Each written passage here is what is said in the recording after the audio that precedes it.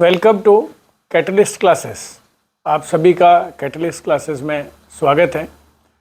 कल जो हमने हमारा सेशन समाप्त किया था वो इंडस वैली सिविलाइजेशन या हड़प्पा मोहनजोदड़ो सिविलाइजेशन जिसको हम कहते हैं, सभ्यता कहते हैं, उस पे हमने समाप्त किया था। उसकी डिटेलिंग और उसका सेकंड पार्ट आज हम करेंगे और इसके साथ ही आज का इस टॉपिक को भी हम पूर्ण कर लेंगे। एंशिएंट हिस्ट्री के पहला टॉपिक जो है इसको सिंधु घाटी सभ्यता भी कह सकते हैं। कल हमने इसके बारे में जो बातचीत की थी उसको जस्ट मैं रिफ्रेश कर देता हूँ कि हमने ये देखा कि ये जो एज थी इंडस वैली सिविलाइजेशन की 3300 बीसी के आसपास शुरू हुई और ये एक नगरीय सभ्यता थी जिसके अंदर जो दो बड़े शहर थे वो मोहनजोदड़ो और हड़प्पा थे।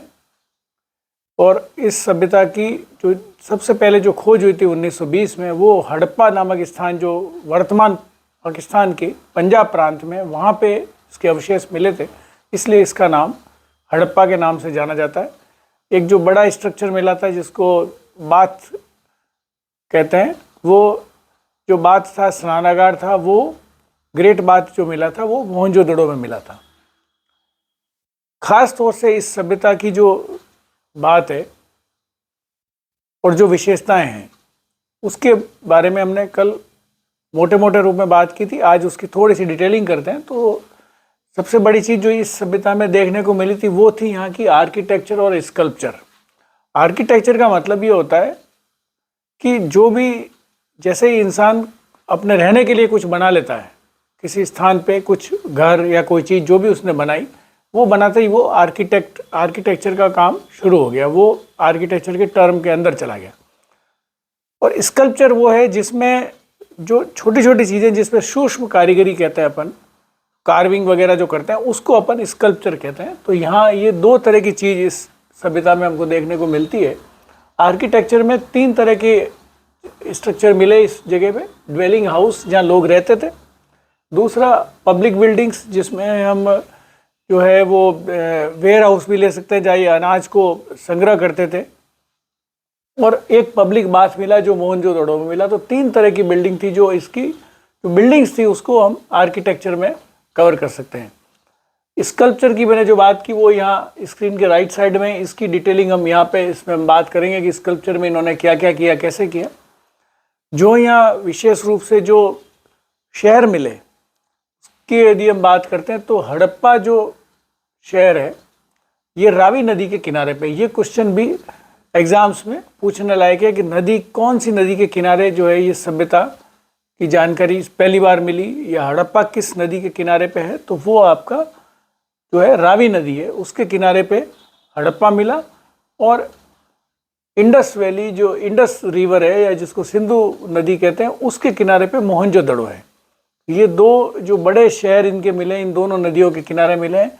यहाँ एक हमने स्ट्रक्चर दिया है कि जिसमें ये बताया है कि इस सिटी को जब खोदा गया पहली बार तो पता चला था कि दो जगह मिली थी, एक तो सिटाडल और एक लोअर सिटी। सिटाडल का मतलब था जो ऊंचा स्थान, टीला, जो टीले के ऊपर जो घर वगैरह थे या जो स्ट्रक्चर बने हुए थे, सिटाडल पे ही आपके ये जो पब्लिक बाथ है वो भी सिटाडल में ही मिला है।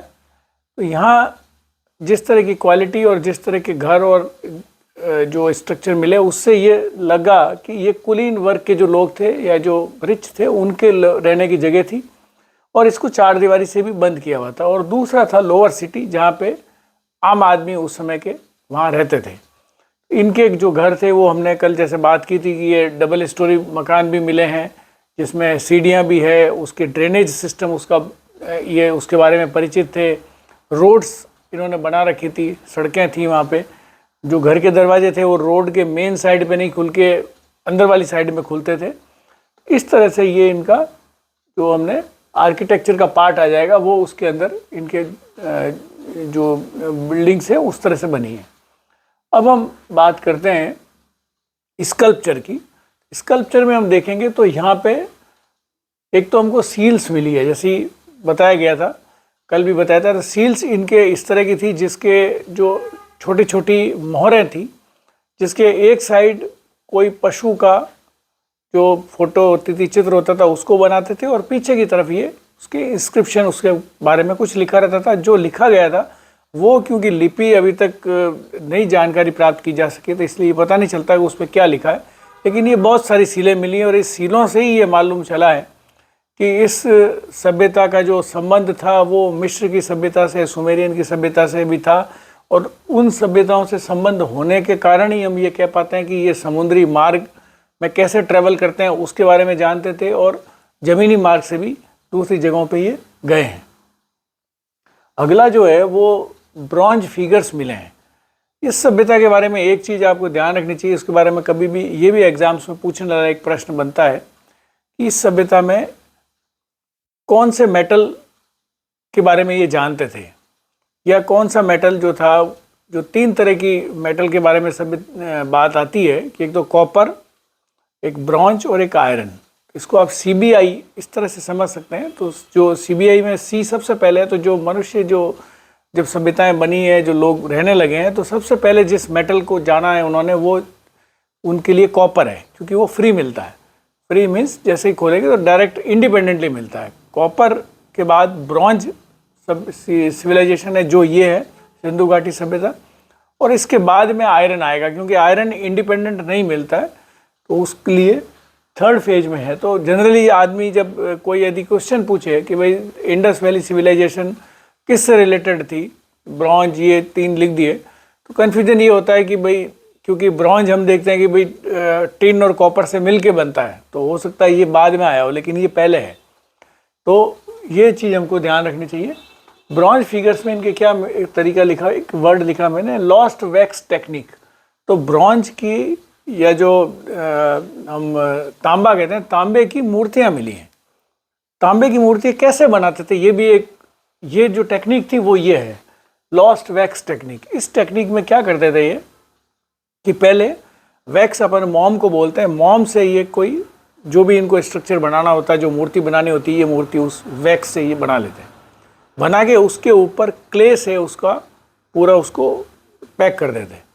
गीली क्ले लेके उसको अच्छी तरह से उसके ऊपर पेस्ट कर देते हैं, बंद कर दे। उसके बाद उस क्ले को ये किसी आग वाली कोई जगह लेकर के और वहाँ पे उसको पकाते हैं। उसको पकाने के साथ ही एक तो वो मजबूत हो जाती, और उसमें कोई जो है होल करके, और वो जो वैक्स होती थी, क्योंकि जैसे ही इसको आप गर्म करोगे तो वैक्स जो मोम है वो पिघलेगी, उस छेद से वो वैक्स बाहर निकल जाता। अब क्या होता है कि सिर्फ क्ले का एक स्ट्रक्चर बच गया। जो भी मूर्ति उन्होंने बनाई, चाहे किसी भगवान, किसी जो इसको देवी देवता की बनाई या कोई और चीज़ बनाई, जो बनाई वो वैसे की वैसे रह गई। नर्तकी, कुछ डांसर्स की भी मिली है, तो वो उन्होंने बनाई, वो रह गई। अब वो क्या करते थे, अब ये ब्रॉन्ज को गरम करके उसको पिघाल के और उस होल के थ्रू उसके अंदर वापस भर देते, और भर के उसको ठंडा करते। जब वो ठंडा हो जाता तो ये उसकी जो है क्ले को हटा देते, तो वो ब्रॉन्ज का स्ट्रक्चर इनको वैसे की वैसे मिल जाता था। इस तरीके से जो ये मेथड लिखा है, लॉस्ट वैक्स टेक्निक, इस टेक्निक से इन लोगों ने वहाँ पर जो है ब्रॉन्ज की फिगर्स बनाए। नहीं तो ये एक चीज़ समझने की, देखने में आती है कि भाई बनाई कैसे होगी, उस जमाने में क्या इनके पास विधि रही जिससे इन्होंने बनाई, तो ये विधि। इसी तरह नेक्स्ट इनकी जो मूर्तियाँ और जो छोटे छोटे स्ट्रक्चर मिले हैं, जिसको हम कह सकते हैं कि ये सब स्कल्पचर में आ रहे हैं, इसमें टेराकोटा है। टेराकोटा से जो चीज़ इन्होंने, जो भी स्ट्रक्चर बनाए, वो स्ट्रक्चर इन्होंने पिंचिंग मेथड से बनाए। पिंचिंग मेथड का मतलब ये कि मशीन को कोई काम में नहीं लिया, ह्यूमन हैंड्स, जो इंसान के जो हाथ है, उससे वो उस स्ट्रक्चर का निर्माण करते थे और उसी को शेप देते थे। तो वो इन्होंने टेराकोटा से, ये इन्होंने पिंचिंग मेथड से इन्होंने टेराकोटा की भी आकृतियाँ इनके यहाँ पे मिली है। इसके बाद हम बात करें तो पॉटरी हमारे जैसे जो क्ले से जो घड़े वगैरह जो बनते हैं उसको बोलते हैं। तो उसमें भी 2 तरह के हैं, रेड और ब्लैक। तो इस तरह के सॉइल को इन्होंने, सैंडस्टोन और ये सॉइल इन्होंने काम में लेकर के, क्ले वगैरह काम में लेकर, या तो रेड कलर की बनाई या ब्लैक कलर की बनाई है। ये इनकी बेस थी, जो उसकी बेस थी, वो जैसे इस बोर्ड की बेस वाइट है, उसी तरह से उस जो पॉटरी थी उसकी बेस इधर रेड है या ब्लैक है। उसके ऊपर यदि कुछ इन्होंने कुछ बनाया है तो वो इन्होंने कलाकृति जरूर बनाई है। तो ये पॉटरी का, ये इनका मेथड रहा है। इसके बाद आखिरी जो हमको मिले हैं, वो जो यहाँ से इन लोग जो आर्कियोलॉजिस्ट है उनको जो स्ट्रक्चर मिले थे, जो रेंस मिले वहाँ पे, उसमें ये मिला कि ऑर्नामेंट्स मिले हैं, कि अलग अलग धातुओं के ऑर्नामेंट्स मिले हैं, जिसमें गोल्ड के भी हैं और ब्रॉन्ज के भी हैं। वो ऑर्नामेंट्स अधिकतर इनके महिलाएं पहनती थी, लेकिन पुरुष भी ऐसा पहनते थे। और एक आकृति भी मिली जिसके अंदर जो सिर्फ है धड़ है, उस धड़ को कुछ पहना के दिखाया गया है, और उसके सर और बाकी की जो हाथ वगैरह हैं उस स्ट्रक्चर में नहीं है। तो ये इनकी जो इस समय का आर्किटेक्चर और स्कल्पचर ये मोटे रूप में वहाँ पे है। इसके अलावा जैसा हमने कल भी बात की, आज वापस मैं रिपीट करूँगा कि इनके क्या रिलीजन था इसके बारे में पता नहीं चला, कोई टेम्पल वहाँ था नहीं, इसलिए मंदिर के कोई अवशेष नहीं है। तो क्या चीज़ नहीं मिली है, ये भी प्रश्न यूपीएससी में और कई जगह जब क्वेश्चंस आते हैं तो उसमें ये चीज़ आ जाती है कि भाई ये चीज़ें मिली, उसमें जैसे स्टेटमेंट है और स्टेटमेंट में ऐसी चीज़ लिख दी जो नहीं मिली, तो आपका वो स्टेटमेंट फिर वहाँ पे रॉन्ग है। अगर रॉन्ग पूछा है तो वो काम में आएगा, और करेक्ट पूछा तो उसको एलिमिनेट करना पड़ेगा। तो तीन स्ट्रक्चर का, ये तीन चीज़ों का खास तौर से ध्यान रखना चाहिए कि सिंधु घाटी सभ्यता में एक तो काऊ, गाय जो है वो कहीं इसका रेफरेंस नहीं आता है, तो गाय से ये शायद परिचित नहीं थे। दूसरा आयरन, जो लोहा है उससे ये लोग परिचित नहीं थे, तो लोहा इनके टाइम तक नहीं था। ये जो ब्रॉन्ज सिविलाइजेशन है इस पीरियड को कहते हैं। और तीसरी चीज़, टेम्पल हमारे को इस पूरी सभ्यता में कहीं भी देखने को नहीं मिला है। तो ये नहीं कह सकते कि इनका क्या तो धर्म था या किसी भगवान को ये पूजा करते थे या मानते थे, क्योंकि जब अब आगे की एंशिएंट हिस्ट्री के बारे में बात करेंगे तो हमको ये मिलेगा कि वहाँ पे जो है वो जो सुपर नेचुरल जो भी भावनाएं हैं, जो गॉड है, रिलीजन है, उस तरह की चीज़ें हमारे को देखने को मिलेगी जो इस समय तक इस सिविलाइजेशन में ये नहीं मिली है। तो ये मोटे मोटे रूप में आपका शॉर्ट में जो 2 दिन में मैंने इस वीडियो में आपको कवर किया है, कि जिसमें इंडस वैली सिविलाइजेशन को डिटेल में बताया है। जो व्यूअर्स हैं उनसे मैं पुनः अनुरोध करूँगा कि आप इन वीडियोस को अच्छी तरह से देखें, उसमें समझें। आपको यदि कोई डाउट्स हों, कुछ हों, आपको कुछ इम्प्रूवमेंट की और गुंजाइश लगती है तो आप कमेंट बॉक्स में आप दे सकते हैं। हमारे जो वीडियोज़ हैं उनको आप रेगुलर देखें। आपको यदि अच्छा लगता है तो उसे लाइक करें, इससे हमारा मनोबल बढ़ता है। उसको आप सब्सक्राइब करें चैनल को, यदि अब तक आपने सब्सक्राइब नहीं किया तो सब्सक्राइब ज़रूर करें, और इसको शेयर करें उन लोगों के साथ, उन परिवार वालों के साथ, उन बच्चों के साथ, उन मित्रों के साथ जो इस तरह के वीडियोस को, जो स्टडीज़ इस समय कर रहे हैं, चाहे वो कॉलेज स्टूडेंट्स हैं, चाहे स्कूल में पढ़ रहे हैं, और या फिर वो कंपटीशन के कोई एग्ज़ाम की तैयारी कर रहे हैं। तो ये बेसिक्स हैं जो इन वीडियोस के माध्यम से आप लोगों को आप पहुंचाने का प्रयास कर रहा हूं। तो मैं उम्मीद करता हूं कि आप अधिक से अधिक आप लोग इसको शेयर करेंगे, सब्सक्राइब करेंगे। आप सभी का बहुत बहुत धन्यवाद। Thank you.